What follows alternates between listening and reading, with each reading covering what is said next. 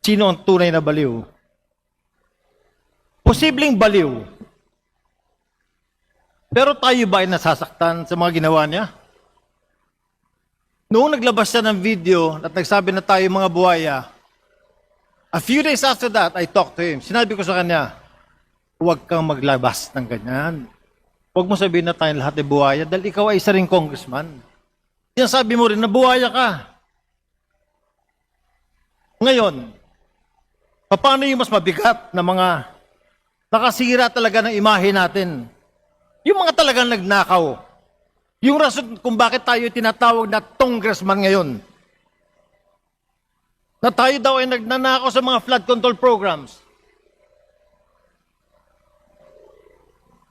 Yung bang mga baseless accusations kung bakit tayo ay sinasabing merong maleta na binigyan ng 20 million pesos. Dear colleagues, tayo, si Kiko ay binoto ng mga taga Cavite sa distrito niya.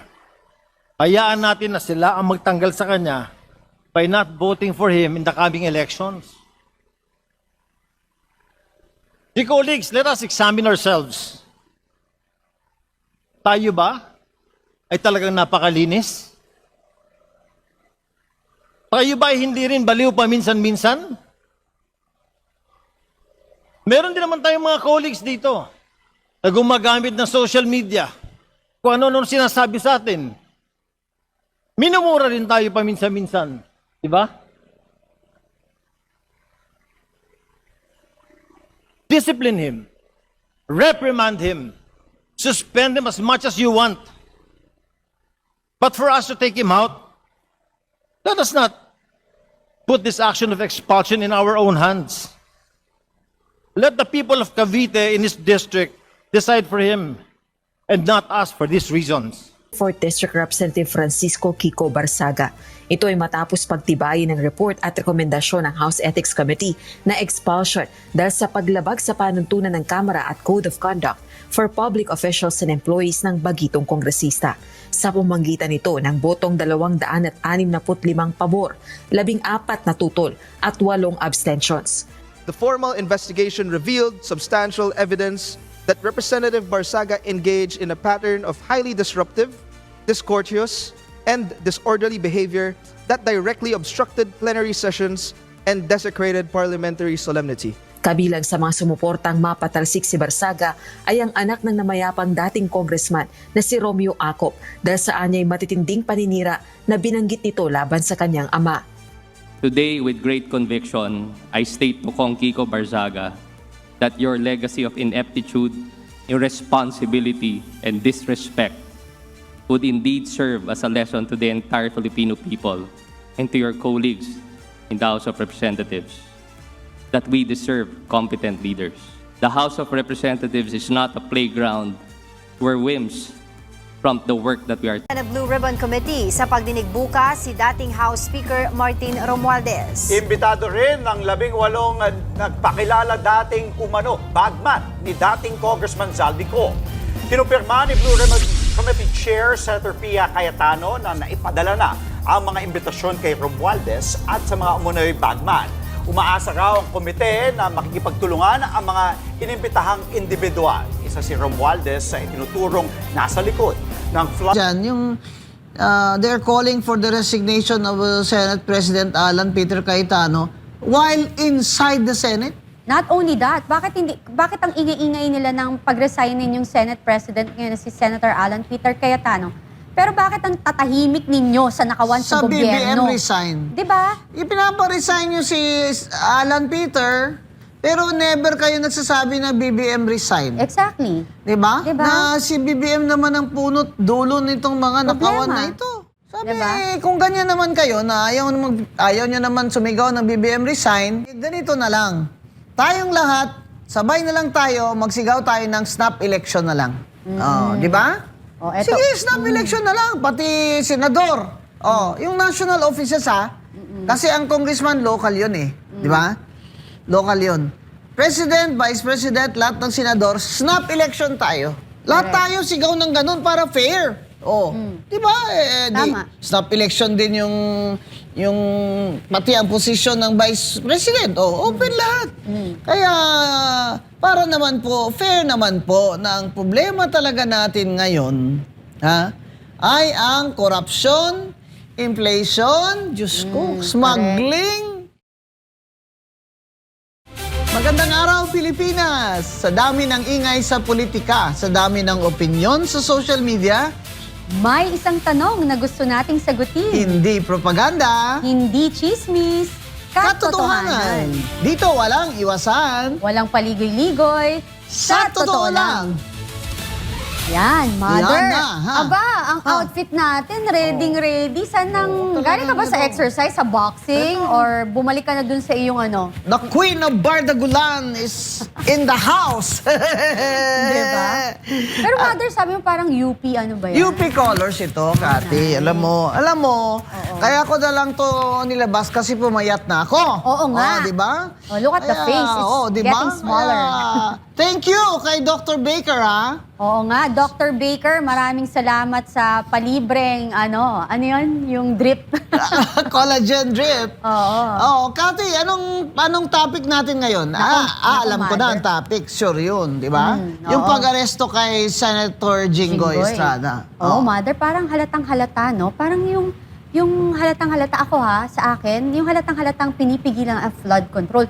Kasi bakit nauunong hulihin ang mga senator kaysa dun sa mga binanggit ng mga testigo tungkol sa flood control projects na mga congressman? Oo, bakit diba? hanggang ngayon si Garjola ng CWS Party List, ha? Hanggang ngayon walang balita. Walang balita kay, sino pa yun? Congressman Momo? May nabasa Yes. pa ako mga ganon Yung mga contractors. Mga contractors. Diba? Contractors. Ha? Hanggang ngayon wala. Inuuna ang senador, si Senator Revilla. Ayun naman si Senator Jinggoy. Tsaka yung crush mo, Kati, na si Remulla. Oh, Ano ba nangyari doon? Na-disappoint ako doon Biro mo sabi ni si SP Alan sa kanya gumaganon si SP Alan sa kanya na Don't do this, something like that. Don't do this. You respect the institution of the Senate. Never ito nangyari. Kahit doong si time ni President Cory at pinahuli si si Juan Ponce Enrile ay hindi inuli sa loob ng Senado. Kasi merong Kati, merong rule na sa separation of powers at saka the Senate as the upper house, highest institution ng legislators, ay hindi dapat inaaresto ang mga senador kung nasa loob sila ng Senate premises. Ibig sabihin, kahit nandun lang sila sa ground floor, wala sila sa kanilang opisina, Yeah. as long as inside the Senate building and while the Senate has a session on that day. Pero ito, ang ginawa ni Remulla, talagang pipilitin pa niya na parang gustong-gusto pa niyang pusasan si Senator Jinggoy doon. Nagko-cooperate naman. Tumayo naman, in fairness sa kanya, napaka-dignified niya. Yeah. At sabi nga niya, pwede naman ako mag-seek ng protective custody sa Senate kasi may session naman. Pero hindi ko gagawin yan. Dahil haharapin ko ito, ako po ay susurrender. Etong namang si Remulla, alam mo, Pilipino tayo, Secretary Remulla Pilipino tayo, we have to give. Sana, allow mo na lang yung senador to save his face, di ba? Yeah. Kasi senador naman siya di ba? Hinalal yan ng tao. Ikaw, hindi ka nga hinalal ng tao, in-appoint ka lang ni BBM, di ba? Kaya lang crush ka ni Kati, kaya hindi kita masyadong ibubrutal ngayon. Kaya, pero makinig ka, Secretary Remulla. Yung asta mo na yan, hindi ka na talaga magugustuhan ng tao. Yung astang, you are being brutish. Yan, English na. Yung pastigan na ba? Sabi sabi ba naman niya, Kati, sa kay Senate President Cayetano, please don't do this, sabi ni... Sen. Oo, Cayetano. ni SP, ha? Sagot mo naman niya kay SP ay, Sir, you have lost that privilege when Senator Bato did not surrender. Alam mo, Mother, may mali dun sa statement na yon. Kasi una sa lahat, as I remember, di ba, ano yon, yung sila mismo sa kanila nang galing kay President BBM, sinabi rin niya, wala namang warrant of arrest sa mga panahon na yun si Senator Bato. So, saan nang galing yung sinasabi niya na parang nakatakas or O hindi pinabayaan sumuko. niya or hindi sumuko? O hindi wala sinuko. naman.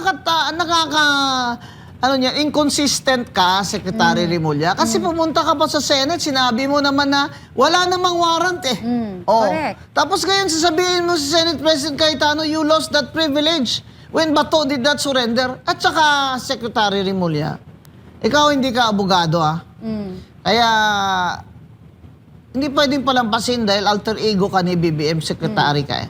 Correct. Yung privilege po, hindi po yun up to you na kung tumanggal ng privilege na yan. Kung privilege yan, that is not a privilege. That is a rule or almost a rule because that is customary. That is a customary courtesy because of the separation of powers. Because Yeah. ikaw, executive ang functions mo eh. Pero mo, sabihin mo, you've lost that privilege. Bakit, Secretary Rimulya?